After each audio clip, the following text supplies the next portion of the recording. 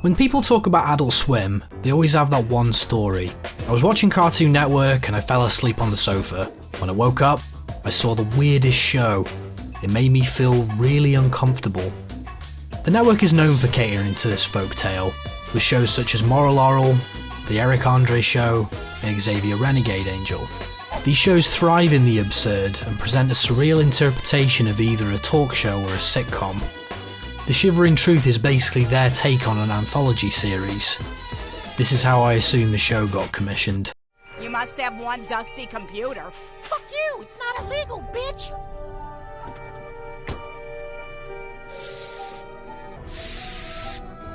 I feel like I could conquer the world! Said my lord to my lady as he mounted his horse, beware of long Lankin that lives in the moss.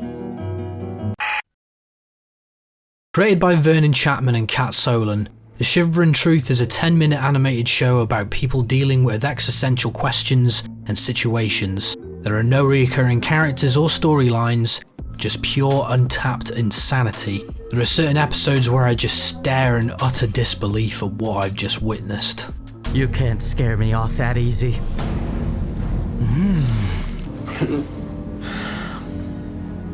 No! God! Jesus! It's that sickly uncomfortable feeling that you usually get when you watch a David Lynch film or look at an Edvard Munch painting. The familiar becoming unfamiliar. The soundtrack and surreal presentation remind me of the work of Alejandro Jodorowsky and certain elements of giallo horror movies such as Suspiria or Deep Red. Kat Solon mostly handles the animation side, so the real brainchild is Vernon Chapman.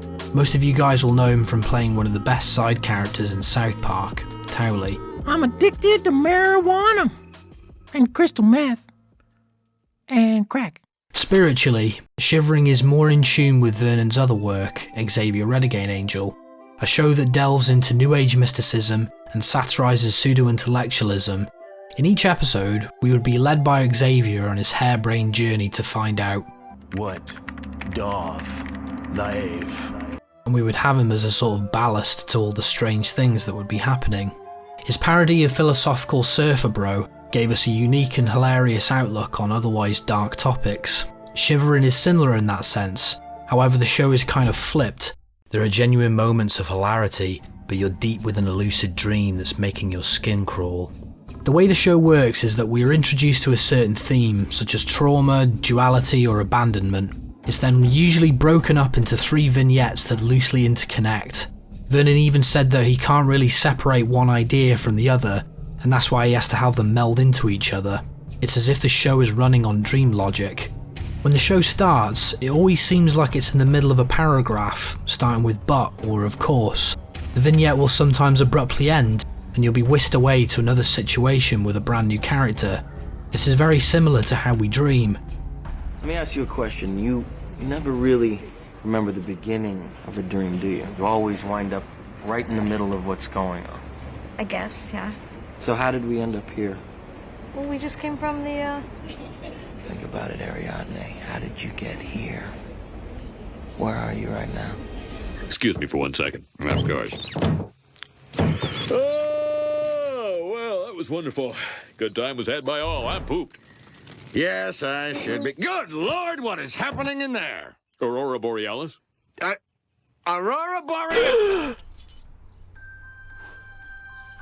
In the book Interpretation of Dreams, Freud determines that our dreams are the raw road to the knowledge of the unconscious activities of the mind. But we'll get to the unconscious soon. Another show that really nailed this concept was The Sopranos. The dream sequences would always have an otherworldly feel. Tony would usually be in a familiar setting, however something would just seem a bit off. A squeaking noise in the background, characters coming and going for no reason, after telling him something loosely based on his personality or situations he found himself in. It would be Tony's subconscious talking to him. Yeah. So what? The exception that proves the rule. Oh, you know everything, don't you? I suppose you blame it on your father when you're crying to that shrink of yours. No, I'm on my mother. Of course, even better. Well, my family was different than other kids' families. You know, I'll bet you got that psychologist wrapped around your finger. Well, that's what you always told me I was good at, right? I also told you, most likely, you'd take the easy way out. Shivering introduces us to these protagonists and usually gives their name, background, and a general sense of their character. Once that's been established, the weirdness and cross-examination ensues, like when a guy finds out he's dying but only has 34 seconds to live, or when Paulie Dindin has to show off his conch shell to the class, which emits a 911 domestic disturbance. The way this show effectively pulls off this approach is through the medium of stop motion. If the show was 2D or 3D, something would have been lacking, the uncanny. But because it's stop motion, the feeling of the uncanny is brought to the forefront with extraordinary precision. There are people actually moving these models, so the tactile aesthetic puts us 1 foot within reality, making us as the audience fucking uncomfortable.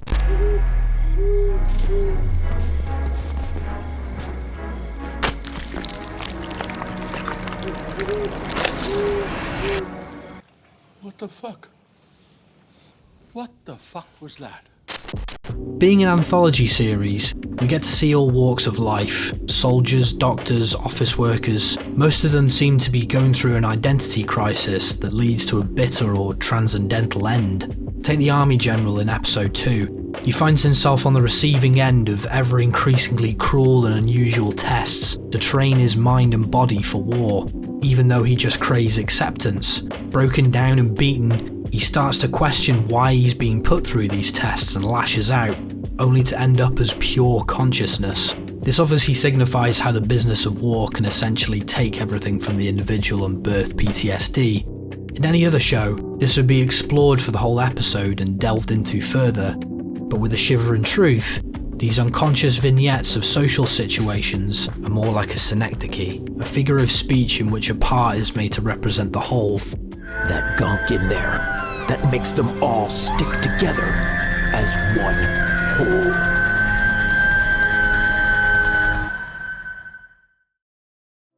Within our brains, there is a cosmos of processes that define our feelings, thoughts, and urges.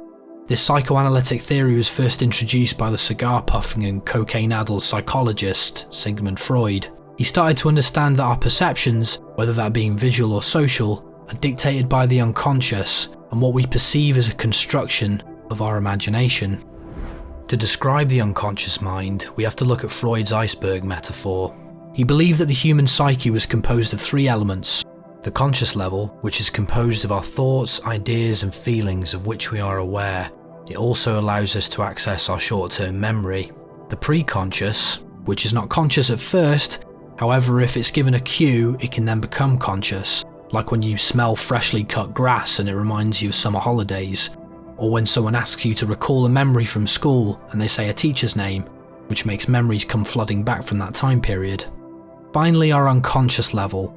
Most psychologists tend to analyse this level when treating patients with mental illnesses.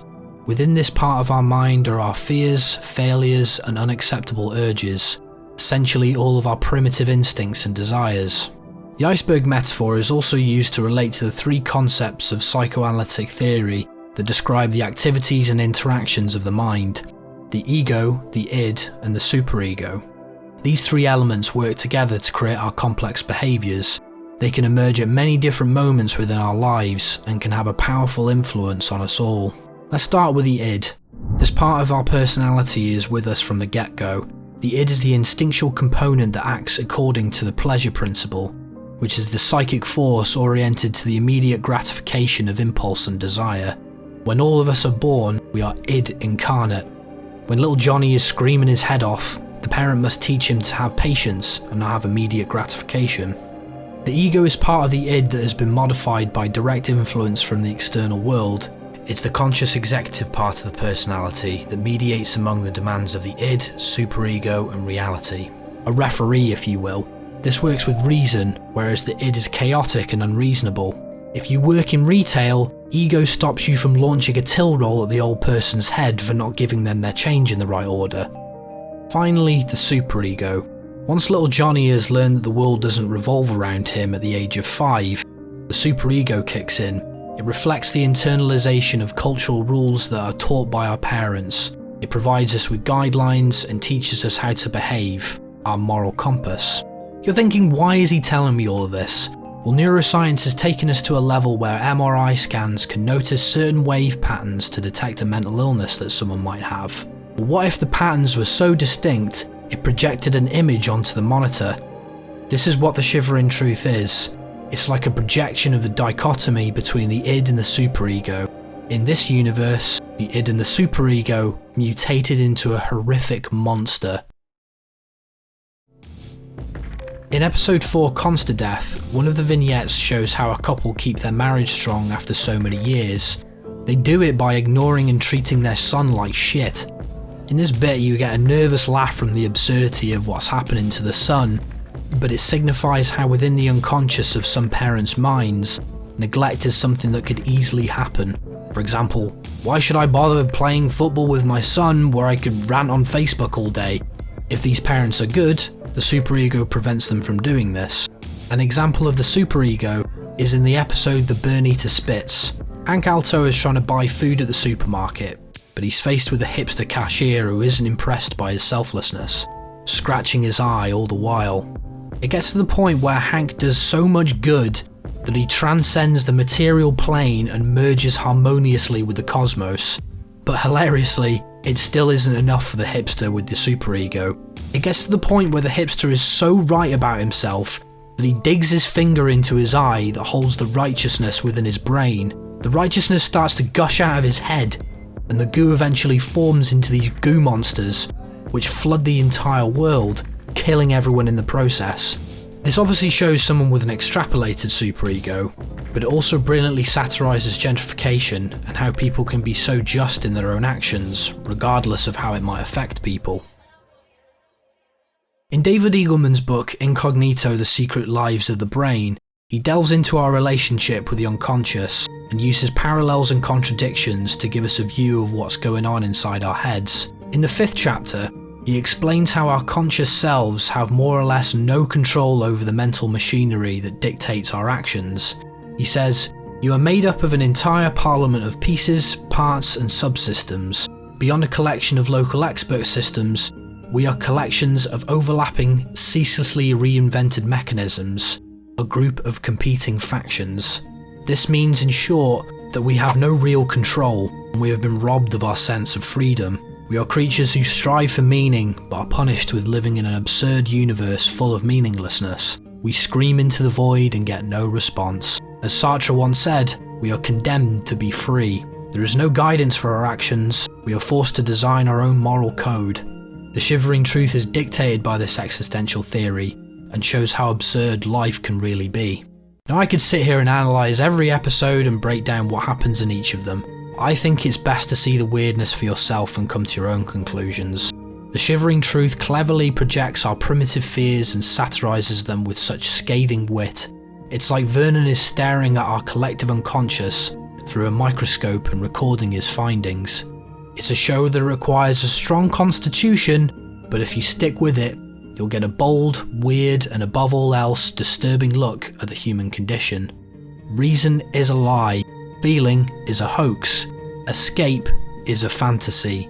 There is only the Shivering Truth. Don't forget to subscribe, and I'll see you in the next one, sluggers.